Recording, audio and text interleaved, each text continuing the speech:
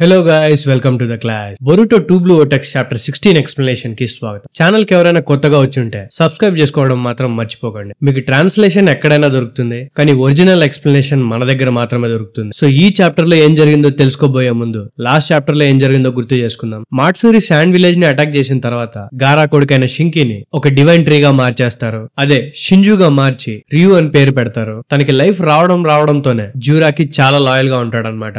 ఇంకో పక్క బొరుటో కోనహా వాళ్ళ కస్టడీ నుండి తప్పించుకున్న తర్వాత కవాకి అండ్ బొరుటో మధ్యలో ఒక కన్వర్జేషన్ జరుగుతుంది. ఆ కన్వర్జేషన్ లో అమాడో కవాకి పవర్స్ కి లిమిటర్స్ పెట్టాడని బొరుటో కవాకికి చెప్తాడు. జ్యూరా చాలా డేంజరస్ కాబట్టి ఈ షింజుస్ విషయంలో తనకి హెల్ప్ కావాలని కూడా అడుగుతాడు. కొన్ని కండిషన్స్ మీద కవాకి బొరుటోతో కలిపి షింజుస్ తో ఫైట్ చేయడానికి ఒప్పుకుంటాడు. సో ఇప్పుడు ప్రెజెంట్ చాప్టర్ కి వచ్చేస్తే ఫ్లాష్ బ్యాక్ లో కాషిన్ కోజికి అండ్ బొరుటోకి మధ్యలో కాన్వర్జేషన్ తో స్టార్ట్ అవుతుంది. మనం ప్రిడిక్ట్ చేసినట్టుగానే కాషిన్ కోజి బొరుటోకి ఫ్లయింగ్ రైజిన్ నేర్పించాడు. మనకు అప్పుడు కాషిన్ కోజి పవర్స్ తెలియవు కాబట్టి మేబీ కాషిన్ కోజి గానీ లేదా బొరుటో గానీ పాస్ట్ కి ట్రావెల్ చేసి ఉంటాడు అనుకున్నాం. కానీ కాషిన్ కోజి బొరుటోకి ఫ్లయింగ్ రైజిన్ ని నేర్పించింది బొరుటో హెల్ప్ తోనే. అది ఎలా అంటే మనకి పాస్ట్ చాప్టర్స్ లో చూపించినట్టు కాషిన్ కోజి తన 10 ప్రిడిక్షన్స్ టెక్నిక్ ని యూజ్ చేసి ఫ్యూచర్ లో ఏం జరుగుతుందో ముందుగానే చూడగలుగుతాడు. సో తన టెక్నిక్ ని యూజ్ చేసి ఫ్యూచర్ లో బొరుటో ఏ టెక్నిక్స్ అయితే వాడగలడో ఆ అన్ని టెక్నిక్స్ ని కాషిన్ కోజి బొరుటోకి నేర్పిస్తా అని చెప్తాడు. అలా నేర్పించిన టెక్నిక్స్ లో ఫస్ట్ టెక్నిక్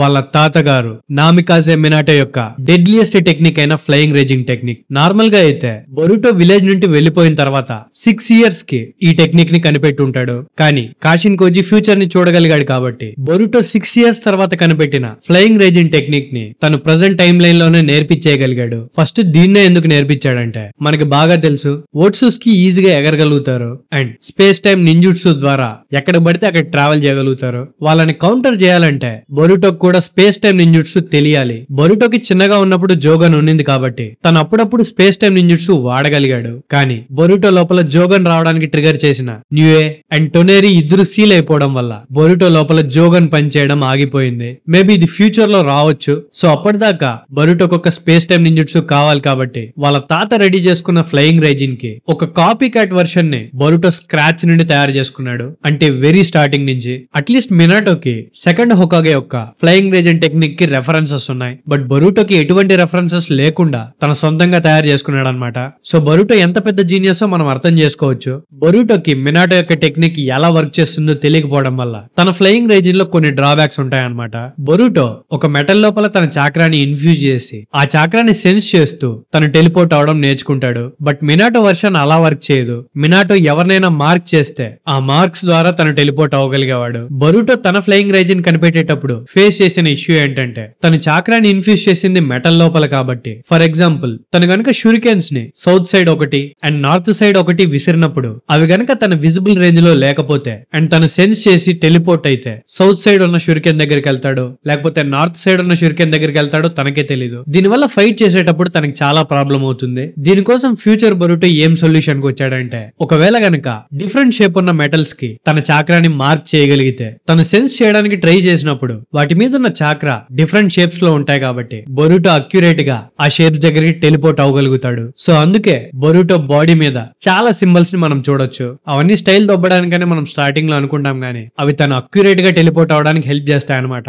మినాటో వర్షన్ లో ఇటువంటి ప్రాబ్లమ్స్ ఏముండవు. తను ఈజీగా జస్ట్ తన మార్కింగ్స్ తోనే ఎక్కడికి కావాలంటే అక్కడికి అక్యురేట్ గా ట్రావెల్ చేయగలుగుతాడు. అందుకే సెకండ్ చాప్టర్ లో బొరుటో అంటాడు నా టెక్నిక్ మా తాత టెక్నిక్ అంత అడ్వాన్స్డ్ కాదు అని. సో ఇప్పుడు నేను చెప్పిందంతా బొరుటో 6 years టైమ్ లో కనిపెట్టుంటాడు. కానీ కాషిన్ కోజి సాస్కే ట్రీగా మారిపోయిన వెంటనే బొరుటో ఫ్యూచర్ లో నేర్చుకున్నవన్నీ ప్రెజెంట్ టైం లైన్ లోనే బొరుటోకి చెప్పేసి ఉంటాడు. మళ్ళీ చెప్తున్నాను అనుకోకండి, మీరు కన్ఫ్యూజ్ అవ్వద్దని చెప్తున్నా. ఫ్లయింగ్ రైజిన్ లాగానే ఉజుహికో కూడా ఫ్యూచర్ లో బొరుటో ఎప్పుడో నేర్చుకుంటే కాషిన్ కోజి తనకి ఇప్పుడే నేర్పించేసి ఉంటాడు. అందుకే ఇప్పుడు బొరుటో అందరికంటే పవర్ఫుల్ షినోబి, అందరికంటే పవర్ఫుల్ అన్నమాట.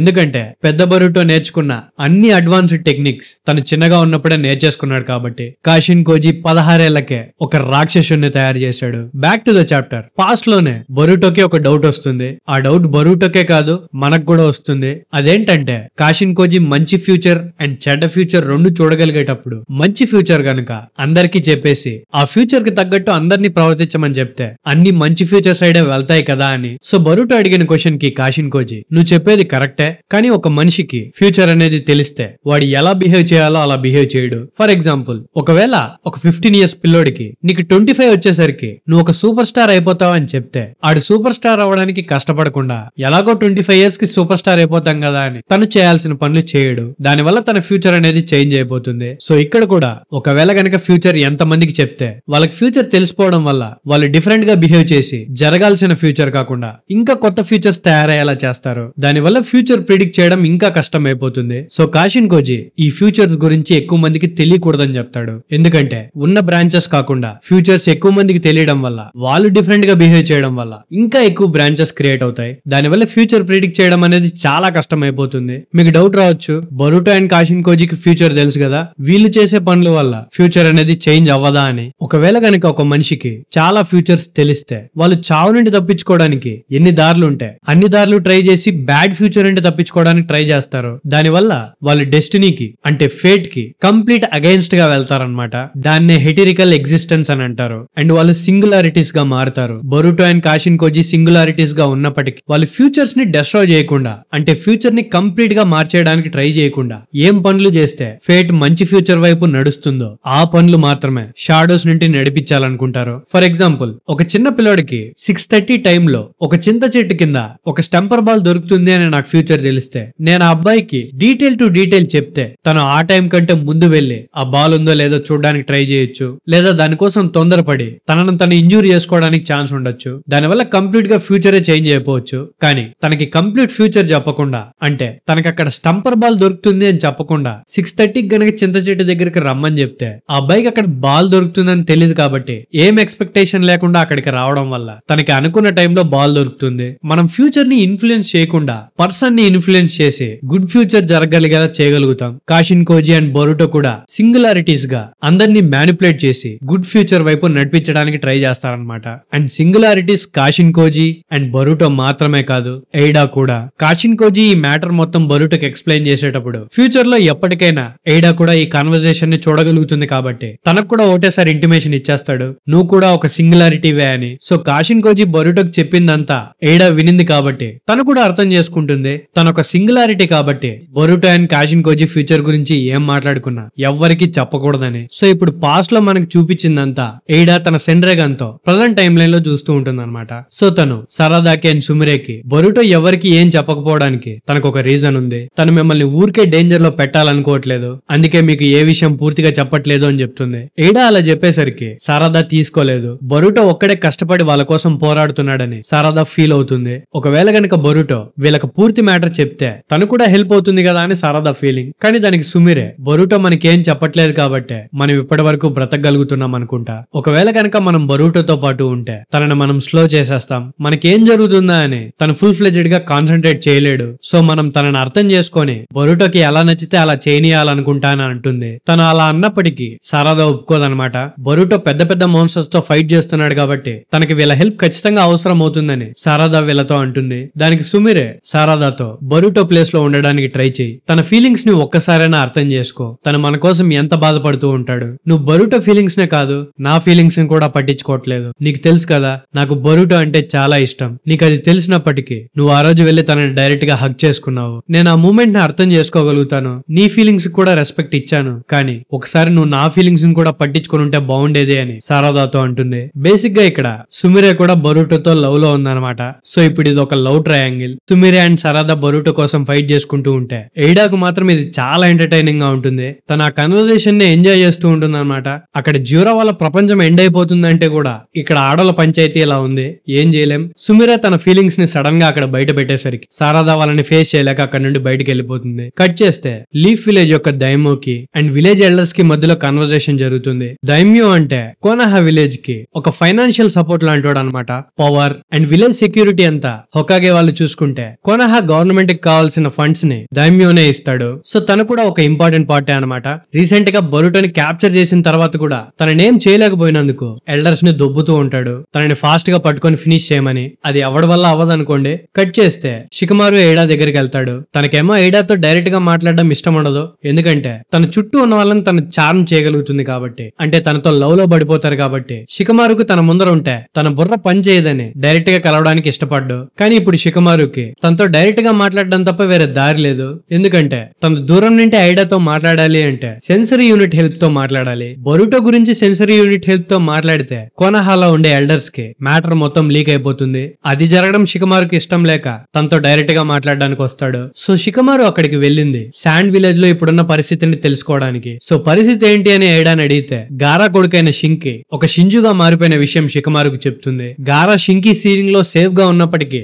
షింజుగా మారిన రియుకి ఆ సీల్ ని రిమూవ్ చేయడం తెలుసు కాబట్టి గారా డేంజర్ లో ఉన్న విషయం కూడా చెప్తుంది. గారాకి ఏమైనా డేంజర్ జరిగే ముందే శాండ్ విలేజ్ లో ఒక మిషన్ అరేంజ్ చేయాలని షికమారు అనుకుంటాడు. తను అలా చెప్పేసరికి ఎయిడా తను చెప్పిన ఇన్ఫర్మేషన్ రియల్ టైం ది కాదు, కొన్ని గంటల ముందుది అని చెప్తుంది. మామూలుగా అయితే ఎయిడా తను పుట్టినప్పటి నుండి పాస్ట్ లో ఏం జరిగిందో మొత్తం చూడగలుగుతుంది అండ్ ప్రెసెంట్ ప్రపంచంలో ఎక్కడ ఏం జరిగినా చూడగలుగుతుంది. కానీ షింజుస్ విషయానికి వచ్చేసరికి తను కొన్ని గంటల ముందర ఇన్ఫర్మేషన్ షికమారుకి ఇస్తుంది. ఎందుకు అని షికమారు అడిగితే తను లాస్ట్ టైం షింజుస్ ఏం చేస్తున్నాయని చూసినప్పుడు ఆ షింజుస్ లో ఒకడైన మాముషి ఎయిడా వాళ్ళని చూసేటప్పుడు తను సెన్స్ చేసి ఎయిడాతో డైరెక్ట్ గా మాట్లాడగలుగుతాడు. అది జరిగినప్పుడు ఎయిడా లిటరల్ గా చాలా భయపడి ఉంటుంది. ఇంకా కాసేపు తను అలానే చూస్తూ ఉండుంటే తనకేం జరిగేదో తనకే తెలియదు అనమాట. సో తను రిస్క్ ఎందుకు అని షింజుస్ ని రియల్ టైమ్ లో చూడడం ఆపేసి ఉంటుంది. అంటే ప్రజెంట్ టైమ్ లో షింజుస్ ఏమేం చేస్తున్నాయని చూడడం మానేసి ఉంటుంది. మాముషి మళ్ళీ తనని సెన్స్ చేయకుండా ఉండడానికి. షికమారు ఎయిడా బాధను అర్థం చేసుకొని నువ్వు మాకింత డీటెయిల్స్ ఇస్తున్నావు చాలు,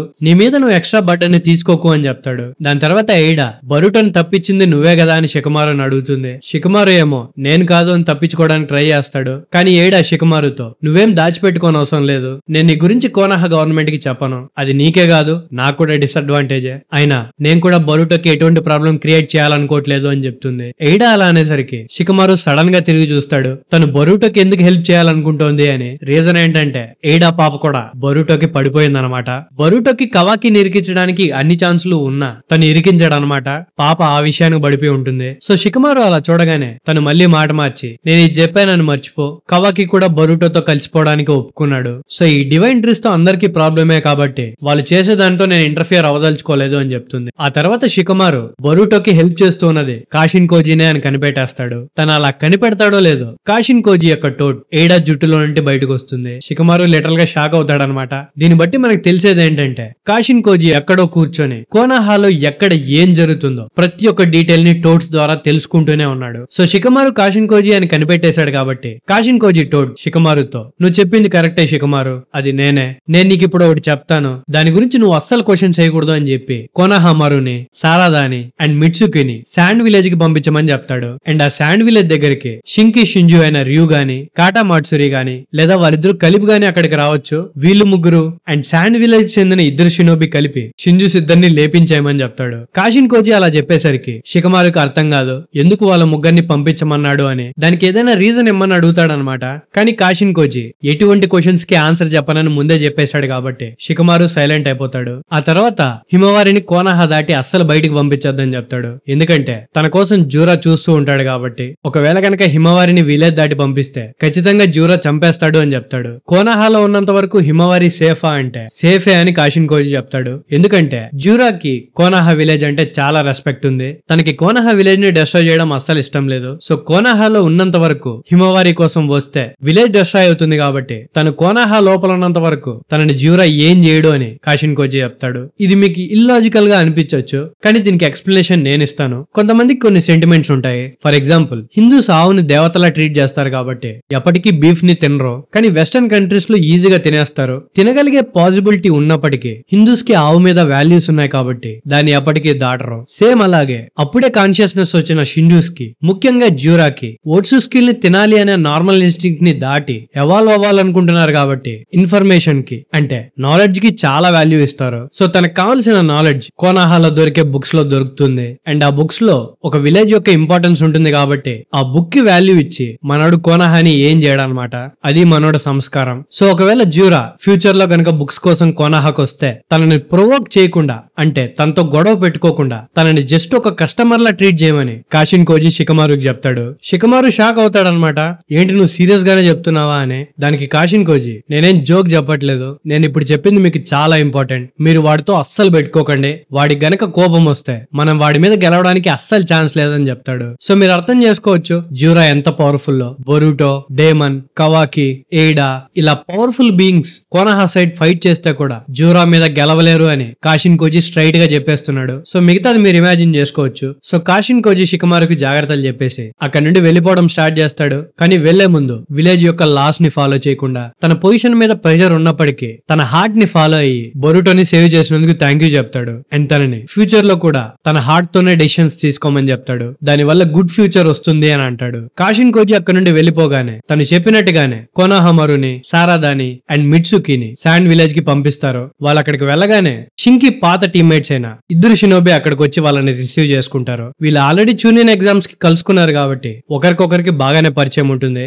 వాళ్ళలో అరాయ సారదాని చూసి నీ స్టైల్ అంతా మారిపోయినట్టుంది, ఎవరైనా అబ్బాయితో ప్రేమలో పడ్డావా అని అడుగుతుంది. సారదా లేదని చెప్తుంది గానీ ప్రేమలో ఉందో లేదో మనకు బాగా తెలుసు. సో కట్ చేస్తే కాషిన్ కోజీ చెప్పిన లొకేషన్ కి ఎగ్జాక్ట్ టైమ్ లో రియు అండ్ కాటామాట్సురి వస్తారు. వాళ్ళు చనిపోయిన ఒక టాడ్ ని చూసి ఈ టోడ్ మనల్ని బొరుటో దగ్గరికి తీసుకెళ్తుంది అని మాట్లాడుకుంటారు. అండ్ ఇక్కడితో చాప్టర్ కంప్లీట్ అవుతుంది. సో బేసిక్ గా చింతచెట్టు దగ్గరికి పిల్లోడిని పంపించిన ఎగ్జాంపుల్ లాగే కాషిన్ కోజీ సెలెక్టెడ్ గా కోనోహమారుని, మిట్సుకిని అండ్ సారదాని శాండ్ విలేజ్ కి పంపిస్తాడు. ఎందుకు ఏమిటి అని రీజన్స్ చెప్పడు. మేబీ నాకు తెలిసి నెక్స్ట్ చాప్టర్ లో సారదా తన మాంకికో షారింగన్ పవర్ ని చూపించడానికి ఛాన్స్ ఉండొచ్చు, లేదా గుడ్ ఫ్యూచర్ వైపు నడిచేలా అక్కడ ఏమైనా జరగచ్చు. సో చూద్దాం కాషిన్ కోజీ ఏం ప్లాన్ చేసి వీళ్ళ ముగ్గురిని అక్కడ పంపించాడు. కోనోహమారుని లేపేయకూడదని ప్రార్థిస్తున్నా, ఒకవేళ లేపేస్తే నాకు సంబంధం లేదు. So thank you guys last వరకు చూసినందుకు. నా ఎక్స్ప్లెనేషన్ కనుక మీకు నచ్చితే ఖచ్చితంగా సబ్స్క్రైబ్ చేసుకోండి. ఇంతే డీటెయిల్ గా ప్రతి ఒక్క చాప్టర్ ని డిస్కస్ చేద్దాం. మళ్ళీ నెక్స్ట్ వీడియోతో వెంటనే వచ్చేస్తా.